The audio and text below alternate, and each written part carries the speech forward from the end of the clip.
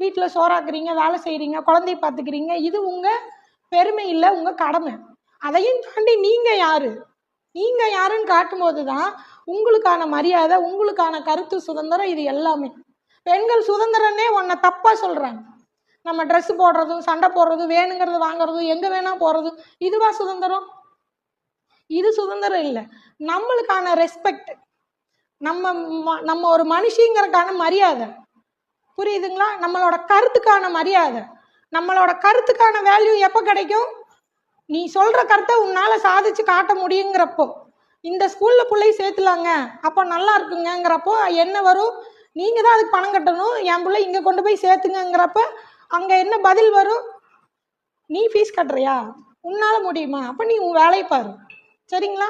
அதே அந்த ஃபீஸ் கட்டுற லெவலில் நீங்கள் இருக்கும்போது, ஏங்க அங்கே வேண்டாம் நம்ம இங்கே சேர்க்கலான்னு நீங்கள் சொல்லும்போது அதுக்கான பதில்